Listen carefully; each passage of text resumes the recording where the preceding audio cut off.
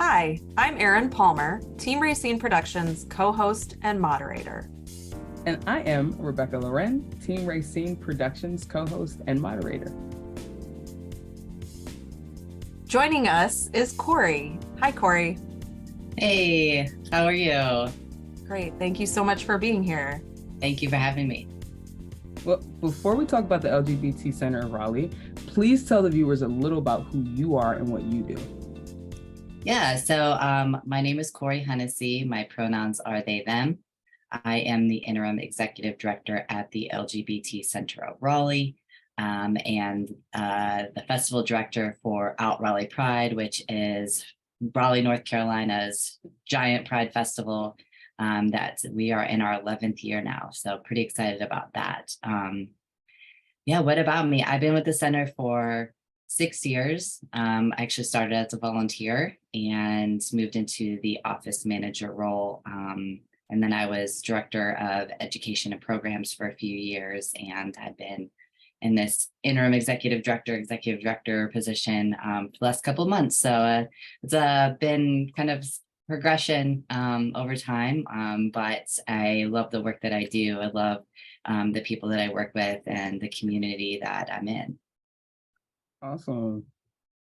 So tell us a little bit about the LGBT Center of Raleigh, the history of the organization, when it was founded, and just let our viewers know a little bit about how it started and where it's going. Yeah, so the LGBT Center of Raleigh really actually started as Triangle Community Works, which was essentially kind of a foundation program, if you will, that has over time they built up funding and they built up support to be able to create an actual physical space for the LGBTQ plus community in Raleigh. There really wasn't anything, a few decades ago besides the clubs and the bars. But as we know, queer folk at the time had to stay safe. They had to stay, hidden for the most part. But the founders realized at some point that there needed to be a space that was outside of just, clubs, bars, etc. So everybody just started kind of throwing money into a pot. And after several years, the center was founded. So the center first opened its doors in 2010. And so we have changed places or moved places a few times since then. But our general mission has kind of stayed the same, right? Our mission is to serve, empower, and support LGBTQ plus people in Raleigh, in the Triangle, North Carolina, and beyond. Awesome. What are some of your programs? So some of our bigger programs, one of our longest running programs is actually our youth camp. We actually have quite a few different youth and family programs, but our youth camp and our youth coffee house are two of our bigger, longer running programs. Our youth camp is meant to build to help youth build leadership skills, build community, and create things that they may be able to take into their own communities to make change and to make difference. Our youth coffee house is really a space that is meant for LGBTQ youth and young adults now. We've actually kind of expanded it to just be able to go to a safe space that isn't necessarily the LGBTQ center, right? So to be able to go in, build community, to build that peer support, to find like-minded folks to work with, to interact with, and to build friendships. And it's really a special place, I think, in a lot of ways, because it's just an opportunity to be super low pressure and to find your people. And we've actually expanded it outside of just Raleigh as well. So we're trying to do a little bit more of that. But some of our other programs outside of youth and family, we have the picture that you actually see here is our gender affirming clothing closet, or our queer clothing closet. We're kind of changing the name a little bit. But we've been able to do pop-up events. So this is actually, this picture here is in our current space. We have a small office space right now. We were able to move things around and set up kind of almost like a nice boutique-y style environment. So made it really fun and, just really like almost feeling upscale, because a lot of trans and gender non-conforming people especially aren't super comfortable going into stores like this, right? So if you see this out, on the streets of Raleigh, like most people aren't necessarily going to be able to feel very comfortable going in there. And also not really being able to afford it, So this is one of the things that we are hopefully going to be able to move into more of a permanent space, because we know that it's needed. But we have other programs for the trans community, non-binary community, gender expansive, gender questioning community. That is, again, that kind of community building, social support based environment. And we do a lot with our health and wellness as well. So we have free yoga class. We do HIV and STI testing. We actually partner with some other organizations to do those things. We are doing some vaccine education work within the community, and many, many other things. So those are some of our bigger programs. We do have some other things like an autism discussion group. We have our Disability Alliance. We have a group that is meant specifically to build peer support for HIV positive men, which is, there's not many spaces available for those folks either. So yeah, those are, we do a lot. We have a lot of programs, but those are kind of the main programs that we're really proud of. Those sound really amazing and varied, like there's a space for different people. I love hearing about youth focused programs and that you're thinking about spaces where they might be comfortable outside of an office or something more formal. I'm wondering if you can tell us about any of your upcoming events.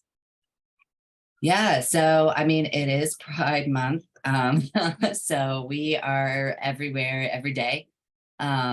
We are participating in a couple of smaller town prides, which we're pretty excited about. So there's quite a few Wake County small town prides coming up. Apex Pride, Fuquay Arena Pride. Morrisville actually just had their pride, but there's some smaller events that we will be participating in. One of our programs, Drag Story Hour, is participating in quite a few things. But honestly, our biggest event coming up is Out Raleigh Pride, which again, like I said at the beginning, this is our 11th annual festival.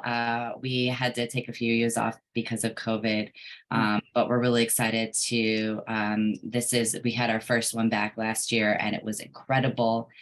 We had thousands and thousands of people. We had a lot of support and people were really, really excited to just be out and celebrating, their lives and each other. And it was an incredible day. It was very emotional.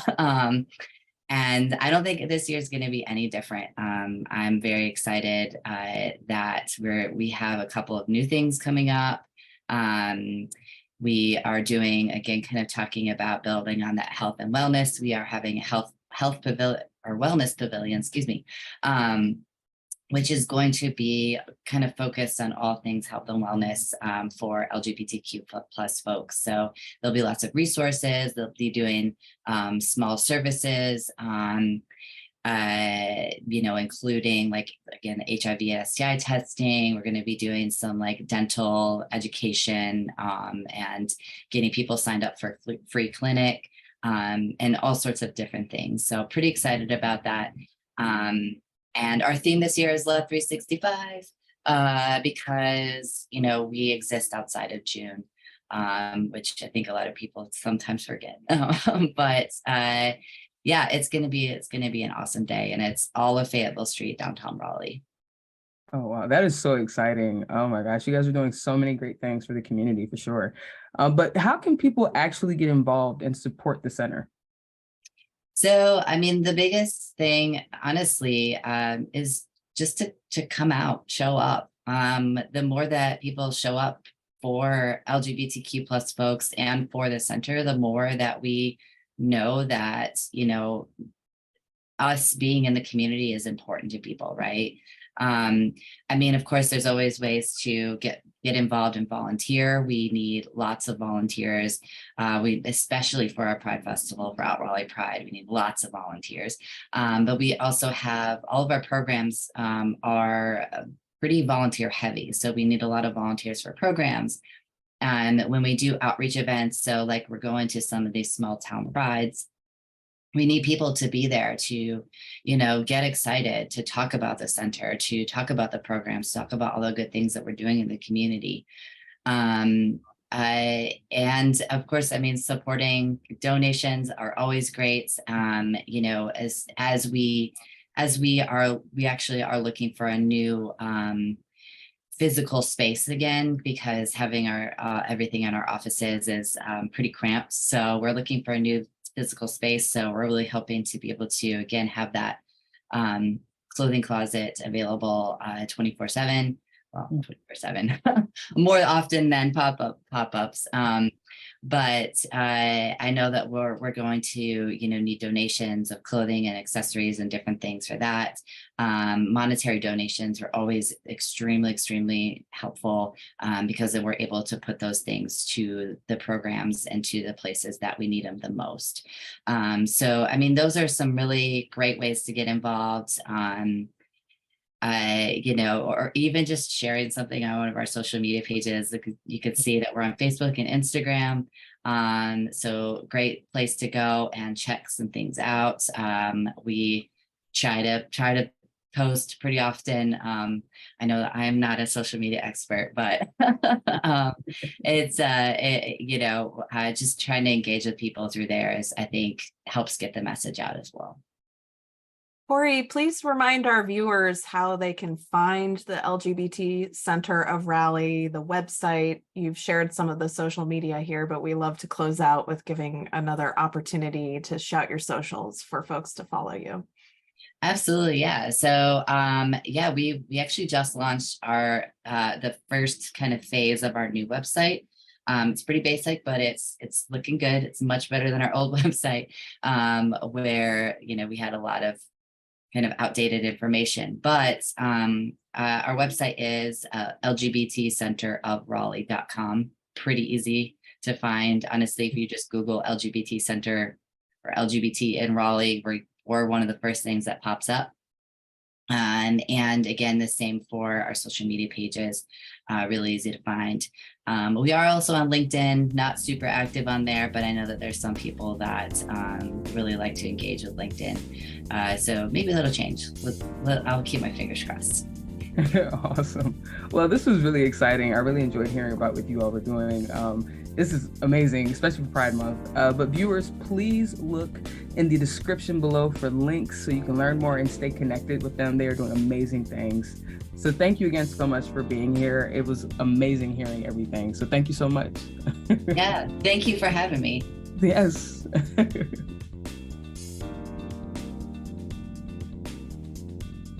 To those watching, please follow Team Rayceen on social media and subscribe to the Team Rayceen YouTube channel. And viewers, thank you for watching.